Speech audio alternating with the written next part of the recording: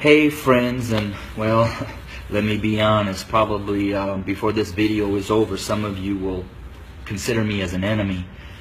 But I wanted to share a couple minutes about my thoughts, not only on the tragedies that we have been experiencing over these past months, and especially these last couple of days with the shootings of our black men, but what I'm coming to learn over my 23-year journey of being a white man, living and ministering amongst my black family here in several inner cities of Chicago.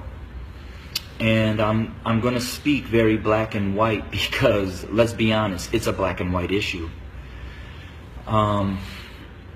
I want to take you to the book of Exodus, chapter 1, and I wanted to share a little bit of what took place prior to the rise of Moses.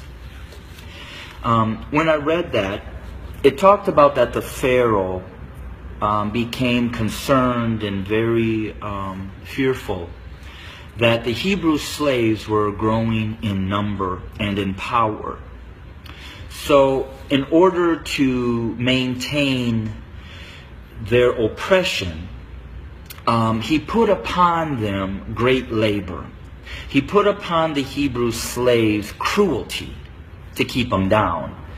However, they still grew.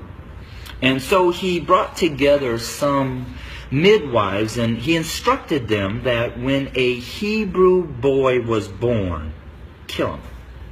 Well, these midwives did not follow, and the Hebrew slaves continued to grow. Eventually, the Pharaoh became so hatred and towards those Hebrew slaves that he made a decree. He put out an order that male baby boy Hebrew slaves were to be killed by casting them into the Nile River. Let's look at America. We brought blacks into this country as slaves. We never intended them to be anything other than a slave. But they began to grow in number and in power, and eventually they fought their way to some freedom. So we became even more cruel. And to keep our black Americans down, we lynched. But yet they rose. So then we used the welfare system, the criminal justice system, to keep them down, to contain them, to destroy them. But yet they rose, and they're rising. Then we built prisons and jails to hold them. Yet they rose. And so now we are doing exactly what the Pharaoh did at the end, sending out a decree: kill them.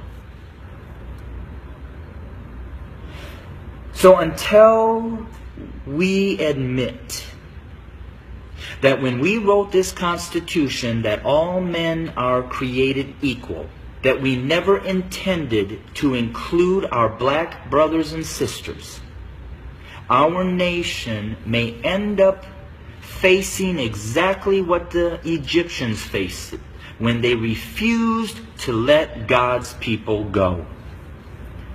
So I'm going to say this to my white fellow Americans, that the bloodshed that is on its way is not on the hands of our fellow black Americans, but is on our hands. We are the ones that are refusing to let God's people go.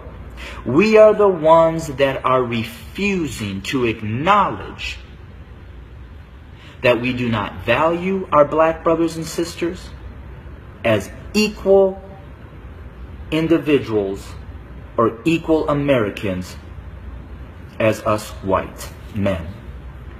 And to my black brothers and sisters, the racial issues, as I've said, have been there from the very foundation. But why do we see it more? Because there's a shifting. See, us white men have been at the head since the foundation. But we've had a black president.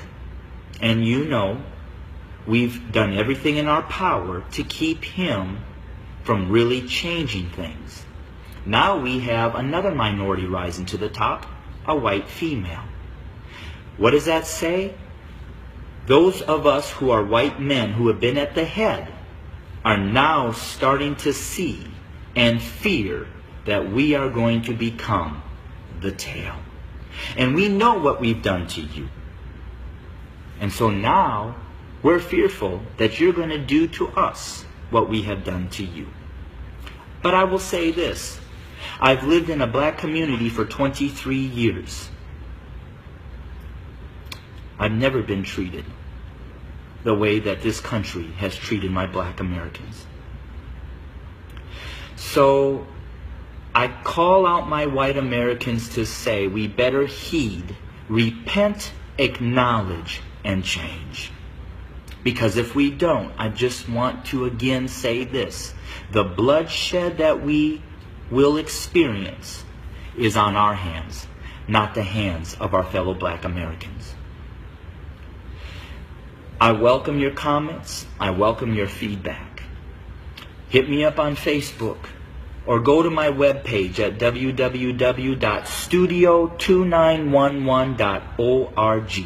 Again, that's studio2911.org. I don't necessarily know the answer, except for us white Americans need to repent, acknowledge the lies that we have taught, acknowledge our value system of equality. It is not here, and it does not include our black brothers and sisters. And we need to change, and we need to change now. Thanks for your time. Bless you.